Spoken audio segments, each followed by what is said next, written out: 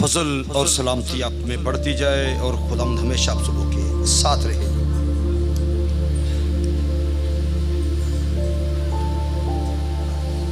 अभी आपने सिस्टर नुदरत यकूब के वसीला से एक अच्छी गवाही को भी सुना और उसके साथ मिलकर आपने वर्शिप भी की है। इन सब बातों के लिए हम खुदा बाप के शुक्रगुजार हैं और मैं चाहूँगा सिस्टर नुदरत को आप एक बार फिर ज़ोरदार तालियों के साथ वेलकम करें।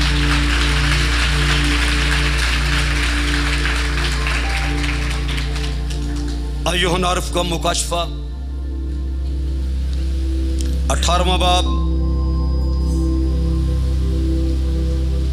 यीशु मसीह के लिए अपने आप को तैयार करने का तैयारी का एक और खूबसूरत हिस्सा।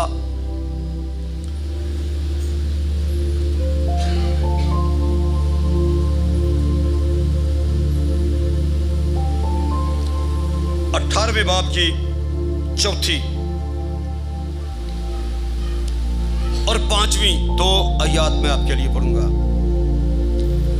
लिखा, फिर मैंने आसमान में किसी और को ये कहते सुना, ऐ मेरी उम्मत के लोगों,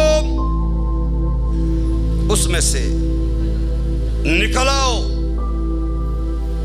क्यों निकल आओ? ताकि तुम उसके गुनाहों में शरीक ना हो और उसकी आफतों में से कोई तुम पर ना आए, क्योंकि उसके गुनाह आसमान तक पहुंच गए हैं और उसकी बदकारियां खुदा को याद आ गई हैं। सो कलामे हक के पढ़े जाने पर खुदावंद की बरकत हो जाए। लेकिन फिर मैंने आसमान को किसी और को ये कहते सुना, मेरी उम्मत के लोगों, उसमें से निकल आओ। छठी बादशाही चल रही है और 7वीं का आगाज होने वाला है।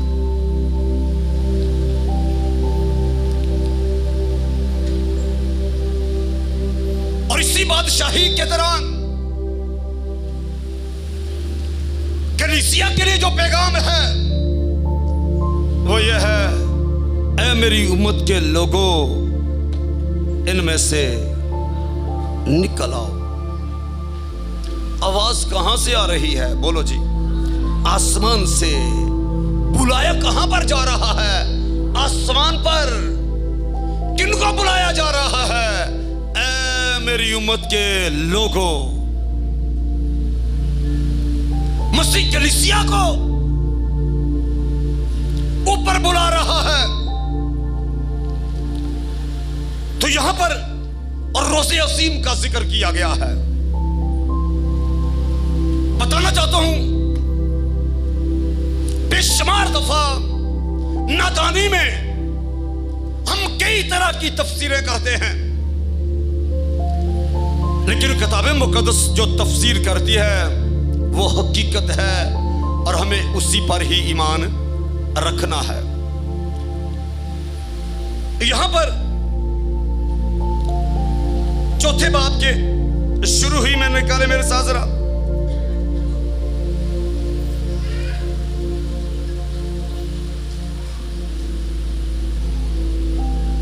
पहली आयत से, इन बातों के बाद जो मैंने निगाह की तो क्या देखता हूं कि आसमान में एक दरवाजा खुला हुआ है और जिसको मैंने पेशतर नरसिंगे किसी आवाज से और अपने साथ बातें करते सुना, तब वही फरमाता है, क्या फरमाता है यहां, ऊपर आ जा, मैं तुझे वो बातें दिखाऊंगा जिनका इन बातों के बाद होना जरूर है। फौरन मैं रूम में आ गया और क्या देखता हूं कि आसमान पर एक तख्त रखा है और उस तख्त पर कोई बैठा है और जो उस पर बैठा है वो संगे यशब और हकीक सा मालूम होता है और उस तख्त के गिर्द समृद्ध की सी एक धनक मालूम होती है और उस तख्त के गिर्द 24 तख्त हैं।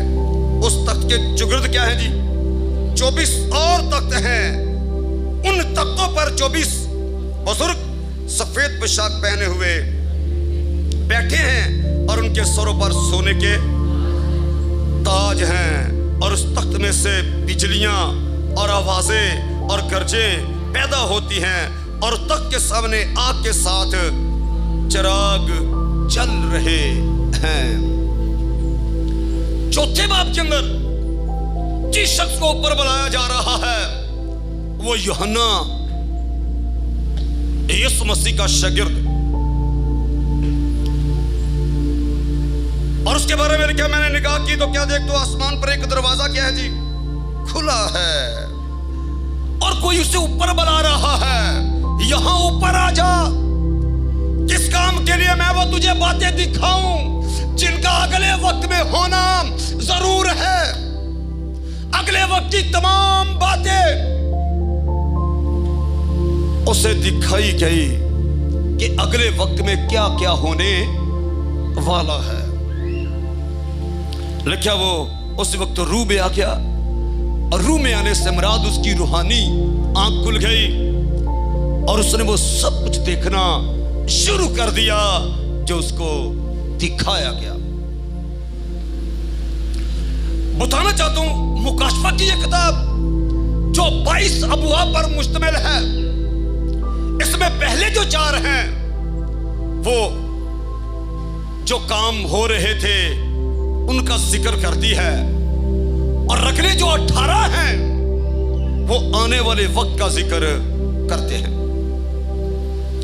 इसको सादा सा समझने के लिए मैंने क्या बताया, पहले 4 जो अबवाब हैं वो पिछले वक्त की बातें हैं, गुजरे वक्त की बातें हैं और अगले जो 18 हैं वो होने वाली वक्त की बातों का जिक्र करते हैं। उसको ये दिखाया गया ऊपर आसमान में आ जा और उसको ये ना समझे कि वो बदन समेत वहां पर पहुंच गया, क्योंकि बदन समेत हम जरूर जाएंगे, लेकिन कब जाएंगे, जब यीशु हमें लेने के लिए आएगा।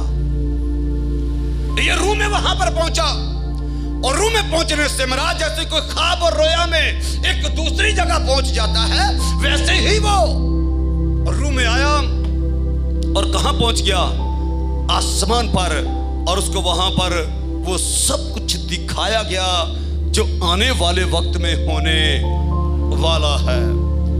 उसे क्या दिखाया गया, उसे दिखाया गया कि किस तरह 7 मोहरें खोली गई और फिर उसे दिखाया गया कि किस तरह 7 नरसिंगे फूंके गए, किस तरह 7 प्याले अंडेले गए और किस तरह 7 बादशाहियों का आगाज हुआ। अब बताना चाहता हूं, जैसे ही 6ठी मोहर खोली गई तो आवाज क्या है, ऐ मेरी उम्मत के लोगों, इनसे निकलकर यहां आ जाओ।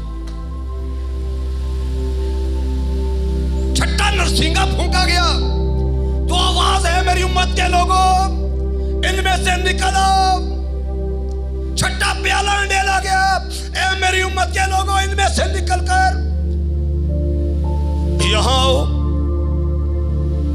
और इस तरह 6ठी बादशाही।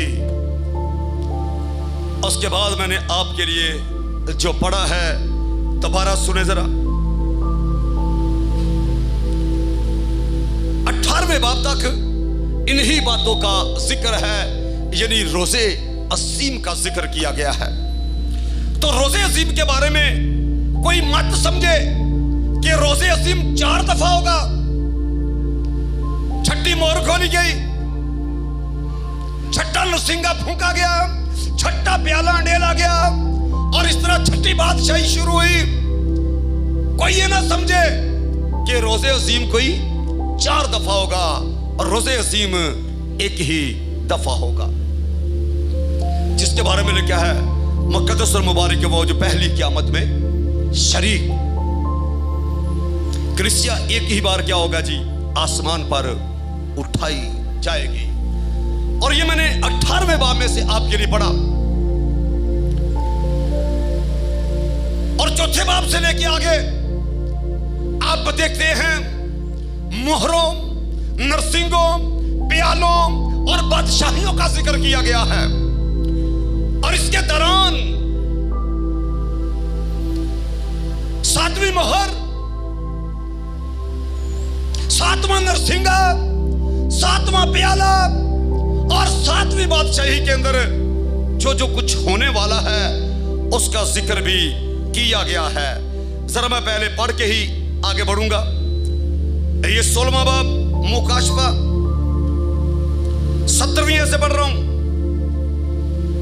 लेकिन 7वें ने अपना प्याला हवा पर उल्टा और मकदस के तख्त की तरफ से बड़े जोर से ये आवाज आई कि हो चुका।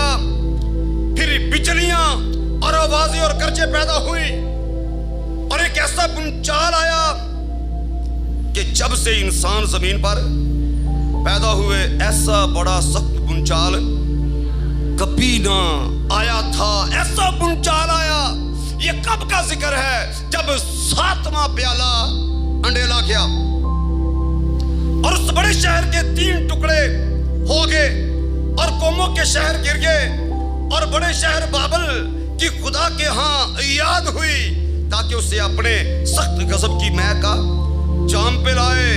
और हर एक टापू अपनी जगह से टल गया और पहाड़ों का पता ना लगा। और आसमान से आदमियों पर आगे क्या लिखा जी? मन मन भर के बड़े बड़े ओले गिरे, क्योंकि ये आफत नहाय सकती। इसलिए लोगों ने ओलों की आफत के बायस खुदा की निस्बत क्या किया जी? कुफर पक्का। ये कब का जिक्र है? जब 7वां प्याला अंडेला गया, जब 7वीं मोहर खोली गई, जब 7वां नरसिंगा फूंका गया और जब 7वीं बादशाही का आगाज हुआ। ये उस वक्त मुसीबतों का क्या है जी? शुरू है। लेकिन मैंने जो आपके लिए पढ़ा वो भी 6ठी मोहर खोली गई, 6ठा नरसिंगा, 6ठा प्याला उंडेला गया। अभी तक ये आफत का जिक्र नहीं, इन मुसीबतों का शुरू नहीं। और कलीसिया के लिए क्या पैगाम है? जरा 18वें बाब की 4थी आयत मैं दोबारा आपके लिए पढ़ूंगा। लेकिन फिर मैंने आसमान में से किसी को यह कहते सुना, ऐ मेरी उम्मत के लोगों, उसमें से निकल आओ ताकि तुम उसकी गुनाहों में शरीक ना हो और उसकी आफतों में कोई तुम पर ना आए। ये किनको कहा जा रहा है? कलीसिया को। जैसा मैंने आगाज में आपको बताया, कहां पर बुलाया जा रहा है? ऊपर बुलाया जा रहा है। इससे पहले 7वीं मोहर खोली जाए, इससे पहले 7वां नरसिंगा फूंका जाए, इससे पहले 7वां प्याला डेला जाए, इससे पहले 7वीं बादशाही शुरू हो, यानी मुसीबतों का शुरू हो। कलीसिया कहां होगी? बोलो ना जी, दलेरी से बोले। कलीसिया कहां होगी? कलीसिया कौन है? बोलो जी। तू बोले ना जी, हम कहां पर होंगे? आसमान पर होंगे।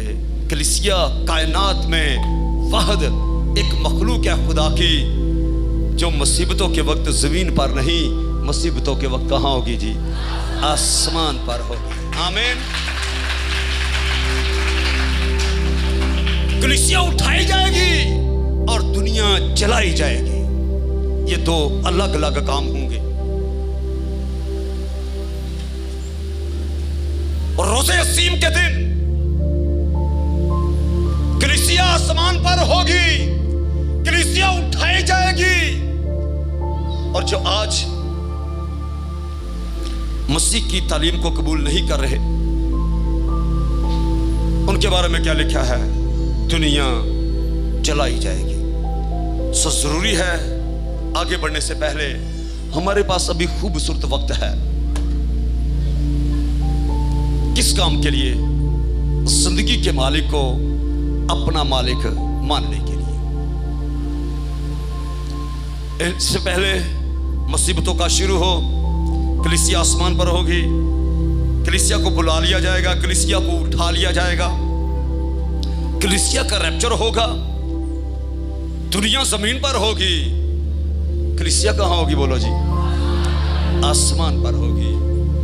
दुनिया मुसीबत में होगी, कलीसिया किस हाल में होगी? बोलो जी, खुशहाल होगी। आज कलीसिया दुख उठा रही है और दुनिया खुशहाल है। उस वक्त कलीसिया आराम में दाखिल होगी और दुनिया दुख उठाएगी। इसलिए दुखों से कभी घबराना नहीं। याद रखो, ये दुख आपकी मजबूती का सबब है। दुख को फसल समझो, क्योंकि अगर दुख ना आए तो कभी जिंदगी के अंदर भलाई देखने का मौका नहीं मिलता। अभी आपने सुना और बुजुर्ग दाऊद ने भी ये कहा, अच्छा हुआ मैंने मुसीबत, उसे समझ आई मुसीबतें फजल है, अच्छा हुआ कि मैंने मुसीबत उठाई ताकि तेरे आइन को सीखो। मुसीबत उठाने से पहले मैं गुमराह था, पर अब तेरे हकाम को मानता। कलीसिया को जमीन पर यह फैसला करना है, उसने जिंदगी किसके साथ गुजारनी है, दुनिया के साथ या के मसीह के साथ। बताना चाहता हूं, कलीसिया के लिए, मुकद्दसों के लिए हर दौर में खुदा ने कोई ना कोई राह खोल के रखी होती है। आमीन जी। जब जब जमीन पर मुसीबत आई है, खुदा ने मुकद्दसों को बचाने के लिए खूबसूरत दरवाजा खोला है। आज भी आप देख रहे हैं, आसमान से आवाज आ रही है, आसमान पर दरवाजा खुल गया, आवाज आ रही है, ऐ मेरी उम्मत के लोगों, इनमें से निकलकर ऊपर आ जाओ, ताकि तुम उनकी मुसीबतों में, उनके गिराव में शरीक ना हो, और वो आफतें तुम पर ना आए जो उन पर आने वाली। आप किताबे मुकद्दस का मुतालिया करने वाले लोग, बाइबल पढ़ने वाले लोग हैं, और आप बखूबी जानते हैं कि पैदाइश की किताब के अंदर ही हमें इस तरह की सोचें मिलना शुरू हो जाती है। एक वक्त आया कि लिखा है, हर शख्स ने जमीन पर अपना तरीकाकार बिगाड़ लिया। जब हर शख्स ने अपना तरीकाकार बिगाड़ लिया, उस वक्त भी एक खानदान ऐसा था जो खुदा के साथ जुड़ा हुआ था, जो खुदा पर ईमान रखता था और जो खुदा से मोहब्बत रखता था। और वो कौन सा खानदान था? नूह का खानदान। पूरी दुनिया हलाक हो गई। उस वक्त भी खुदा ने अपने लोगों को बचाने के लिए एक खूबसूरत राह बनाई, और वो किस सूरत में बनाई? कश्ती की सूरत में कश्ती बनाई। इससे पहले कि बारिश आती, इससे पहले आसमान की खिड़कियां और जमीन के दरीचे खुलते, पहले क्या हुआ? पहले नूह कश्ती में गया है, फिर आसमान से बारिश आना शुरू हुई। जब तक नूह कश्ती में नहीं गया, जब तक दरवाजा बंद नहीं हो गया, जब तक नूह और उसका खानदान महफूज नहीं हो गया, तब तक आसमान से बारिश नहीं आई। बाइबल गवाह है इस बात की कि किस तरह खुदा अपने मुकद्दसों के लिए दरवाजे खोल के रखता है। आमीन। कायनात में जब जब भी मुसीबतें आई हैं, खुदा ने अपने मुकद्दसों के लिए एक दरवाजा खोल रखा है। आमीन जी। इसलिए कलीसिया को जिस जहां पर भी है और जिस भी हालत में है, किसी सूरत में भी परेशान होने की जरूरत नहीं, क्योंकि उनके लिए दरवाजा खुला हुआ है। अब्राहम को यह बताया गया कि मैं सदूम पर और अमूरा पर क्या करने वाला हूं? आग और गंधक बरसाने वाला हूं। तो उसने एक लंबी बात करते हुए कहा, अगर वहां 10 रास्तबाज हुए तो क्या, तो उनको भी साथ ही। खुदा ने कहा, ऐसा मैं कभी भी कर नहीं सकता। मैं रास्तों के साथ रास्तबाज को कभी भी फना कर नहीं सकता। इससे पहले आग और गंधक बरसती, सदूम और अमोरा राख बन जाते, खुदा ने फरिश्तों को भेजकर लूत से जल्दी कराई। सुबह उठते ही उनको कहा गया, यहां से निकलो। तो जब उन्होंने निकलने में देर की, तो लिखा फरिश्तों ने उनका हाथ पकड़कर, लूत का, उसकी बीवी का, दोनों बेटियों का हाथ पकड़ा और उनको सदूम और अमूरा से क्या किया जी? निकाल लिया। क्योंकि वहां पर आग और गंधक बरसने वाले थी, वो राख का ढेर होने वाले थे। खुदा वहां पर भी अपने लोगों को क्या कर लिया जी? बचा लिया, हाथ पकड़ के खींच के उनको वहां से निकाल लिया। और इस तरह से बेशुमार हवाला जात हमें मिलते हैं कि किस किस तरह खुदा अपने लोगों को हर मुश्किल हालात में क्या करता रहा जी? बचाता रहा। 70 ईस्वी में जब रूमी जर्नैल तीतुस ने यरूशलेम पर हमला किया तो लिखा है उस वक्त भी खुदा ने अपने लोगों को बचाने के लिए उनको एक खूबसूरत तरीकाकार बताया। मैं लूका की इंजील में से आपके लिए पढ़ूंगा, जरा सुने गौर से।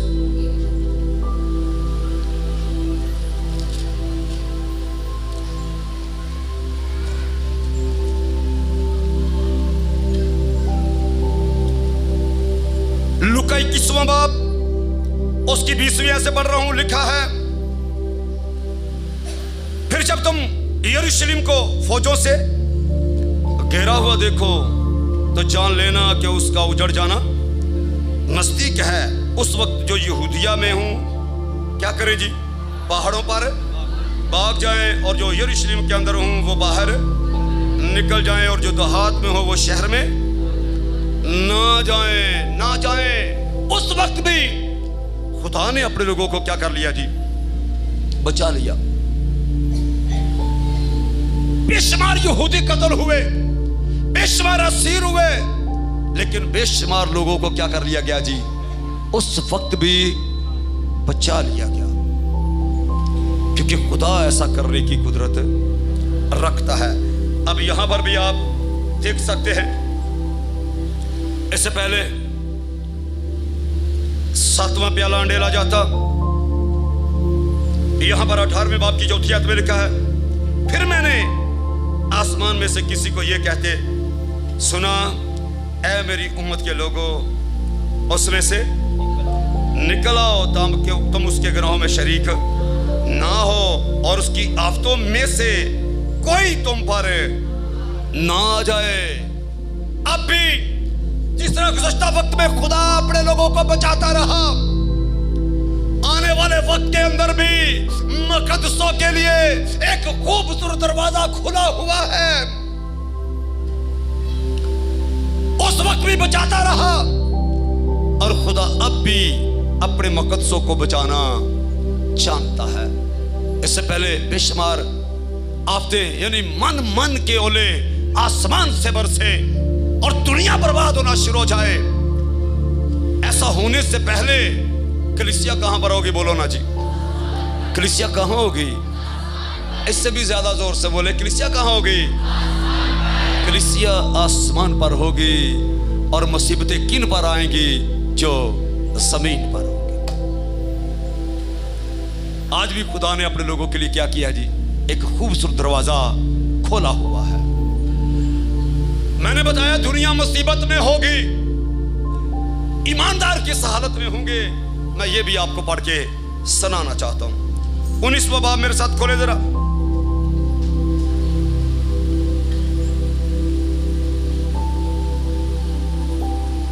उन्नीसवें बाब की पहली आयत। इन बातों के बाद मैंने आसमान पर गोया बड़ी जमात को बुलंद आवाज से कहते सुना, हालेलुया। क्या कहते सुना? हालेलुया। एक बड़ी आवाज कलीसिया के दरमियान है, और ये कहां से सुन रहा है? आसमान पर। दुनिया चीखों पुकार कर रही है, ईमानदार हालेलुया के नारे लगा रहे हैं। हालेलुया। नजात और जलाल और कुदरत हमारे खुदा ही की है, क्योंकि उसके बड़े फैसले रास्त और दुरुस्त हैं। और फिर 5वीं आयत में लिखा है हालेलुया, और तख्त में से ये आवाज निकली, ऐ उससे डरने वाले बंदो, खा छोटे खा बड़े, तुम सब हमारे खुदा की हम्द करो। फिर मैंने बड़ी जमात की सी आवाज और जोर के पानी की सी आवाज और सख्त गरजों की सी आवाज सुनी। क्या आवाज है? हालेलुया। इसलिए कि खुदावंद ने हमारा खुदा कादर मुदरी क्या करता है जी? बादशाही करता है। आओ हम क्या करें जी? खुशी करें। आओ हम क्या करें जी? दुनिया दुख में है, कलीसिया खुशी मना रही है। आमीन। आओ हम खुशी करें और नहायत शादमान हूं और उसकी तमजीद करें, इसलिए कि बाराक की शादी आप पहुंची और उसकी बीवी ने अपने आप को तैयार कर लिया और उसको चमकदार और साफ महीन कतानी कपड़े पहनने का इख्तियार दिया गया, क्योंकि महीन कतानी कपड़े से मुकद्दस लोगों की रास्तबाजी के काम मुराद हैं। और उसने मुझसे कहा, लिख। आगे क्या लिखा जी? मुबारक हैं वो जो बाराक की शादी की ज़ियाफत में बुलाए गए। दुनिया दुख उठा रही है, कलीसिया मुबारक ठहराई जा रही है। आमीन। जमीन पर चीखो पुकार है, कलीसिया हालेलुया के नारे लगा रही है, कलीसिया उसकी सताइश कर रही है। फिर उसने मुझसे कहा, ये खुदा की क्या लिखा है? सच्ची बातें हैं, इसमें रत्ती भर भी शक की गुंजाइश नहीं। ये सब कुछ किसको दिखाया गया? यूहन्ना आरिफ को दिखाया गया। और उसको दिखाया गया कि किस तरह जब हालेलुया की आवाज सुनाई दी, तो यहां पर मैं दोबारा 19वें बाब में से पढ़ रहा हूं। इन बातों के बाद मैंने आसमान पर गोया, यूहन्ना को ये दिखाया गया, गोया बड़ी जमात को बुलंद आवाज से कहते सुना कि हालेलुया, नजात और जलाल और कुदरत हमारे खुदा ही की है, क्योंकि उसके फैसले रास्त और दुरुस्त हैं, इसलिए कि उसने उस बड़ी कसबी से मुराद दुनिया इंसाफ किया, जिसने अपनी हरामकारी से दुनिया को क्या किया जी? खराब किया था और उससे अपने बंदों के खून का बदला लिया। फिर दूसरी बार उन्होंने क्या कहा जी? हालेलुया कहा, और उसके चलने का धुआं अब्दुल्लाबाद क्या हुआ जी? उठता रहेगा। और 24 बुजुर्गों और 4 जानदारों ने गिरकर खुदा को जो तख्त पर बैठा था और कहा आमीन। मैंने शुरू में आपको पढ़ के दिखाया कि यूहन्ना आरिफ को कहा यहां ऊपर आ जा, और उसको दिखाया गया। क्या दिखाया गया? एक तख्त है और उस तख्त के ऊपर एक शख्स बैठा हुआ है, जिसके बारे में क्या लिखा है? वो संगे यशब की माने। संगे यशब का मतलब सुर्खी, माइल सफेद। अकीक का मतलब सुर्ख। वो जो तख्त पर बैठा हुआ है वो कैसा है? वो सुर्ख और सफेद है, जिसका जिक्र मुकाशफा 5वें बाब की 10वीं आयत में लिखा है कि मेरा महबूब सुर्ख और सफेद है और वो खुदा का बेटा यीशु है। उस तख्त के चगिर्द 24 और तख्त लगे, और क्या लिखा है? उन तख्तों पर 24 बुजुर्ग बैठे हैं, जिनके सरों पर सोने के ताज हैं। वो भी साथ ही बैठे हुए हैं। बड़ा तख्त है, तख्त के चगिर्द भी तख्त हैं, 24 तख्त हैं, उन पर बुजुर्ग हैं, सोने के ताज उनके सरों पर हैं। ये सब कुछ किसको दिखाया जा रहा है? यूहन्ना आरिफ को। कहां पर दिखाया जा रहा है? 4थे बाब के अंदर। 19वें बाब में आपने क्या देखा? जब कलीसिया आसमान पर उठाई गई, कलीसिया नारे लगा रही है हालेलुया के, उसकी सताइश कर रहे हैं। तो जब कलीसिया नारे लगा रही है तो 24 बुजुर्गों ने भी क्या किया? वो भी झुक गए और उसके सामने गिरकर उसको सिजदा किया। आमीन। और लेकिन फिर मैंने आवाज सुनी, आओ खुशी करे और नहायत शादमान हूं। क्यों? क्योंकि बाराक की शादी का वक्त आ पहुंचा है। आमीन। मुबारक है वो जो शादी की ज़ियाफत में बुलाए गए। मुबारक है वो जो उन 5 कुमारियों की तरह अपनी तैयारी मुकम्मल किए हुए हैं। मुबारक है वो जो अपने दुल्हे के साथ जाएंगे, और मुबारक है वो जो अपने दुल्हे के साथ रहेंगे। आमीन। ये हमेशा की जिंदगी है। जो बाप और उसके बेटे यीशु के साथ होगी वो जिंदगी हमेशा की जिंदगी है। जो आग और गंधक की झील के अंदर होगी वो जिंदगी हमेशा की जिंदगी नहीं है।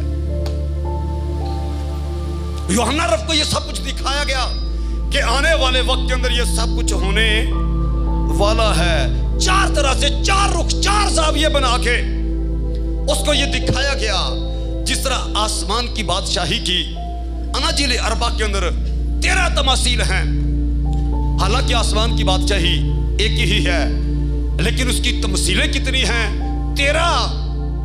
क्यों 13 तमसीलें दी गई? इसलिए कि अगर किसी को बादशाह की बेटी की शादी की समझ ना आए तो 10 कुमारियों वाली मिसाल को समझ ले। अगर 10 कुमारियों वाली मिसाल की समझ ना आए तो आटे में लगे हुए खमीर को समझ ले। अगर खमीर की समझ ना आए तो राई के दाने की तमसील को समझ ले। अगर राई के दाने की तमसील की समझ ना आए तो उस बड़े जाल को जो डाला गया उसको ही समझ ले। खेत में छुपे हुए खजाने को समझ ले। ये 13 तमसील इसीलिए दी गई हैं क्योंकि खुदा चाहता है कि हर कोई आसमान की बादशाही का वारिस बने। अगर एक तमसील की समझ नहीं आती दूसरी को, दूसरी की नहीं आती तीसरी को, किसी ना किसी तरह से 13 जाविये बना के आसमान की बादशाही को समझाया गया है।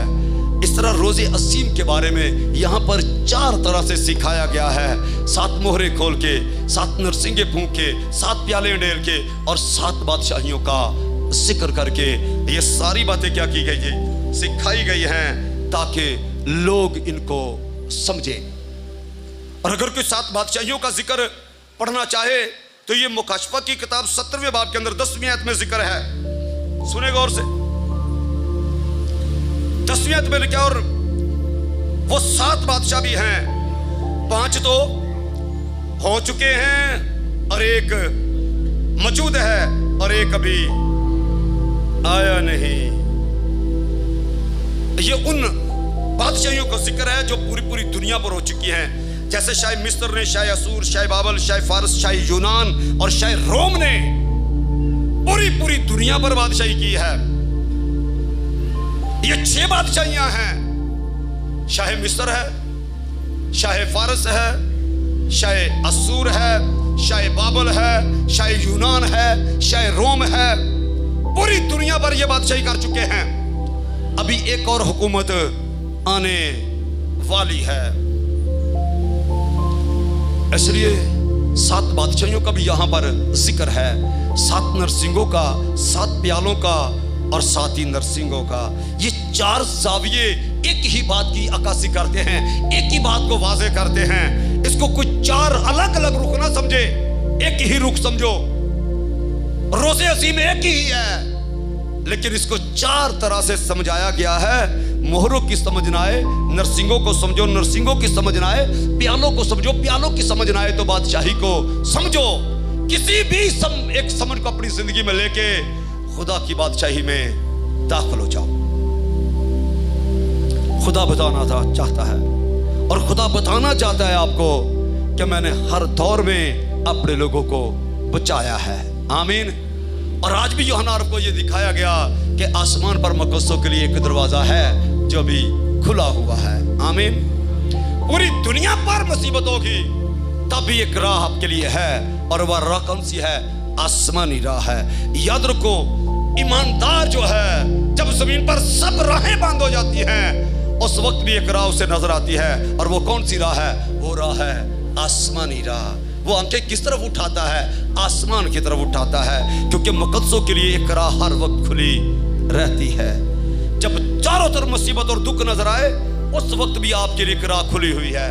और खुदा हर दौर में आपको बचाता रहा है और आने वाले वक्त में भी आपको बचा लेगा। इससे पहले मुसीबतें आए, कलीसिया कहाँ होगी जी? आसमान पर होगी। कलीसिया उठाई जाएगी और दुनिया चलाई जाएगी। कलीसिया खुशी मनाएगी और दुनिया दुख पाएगी।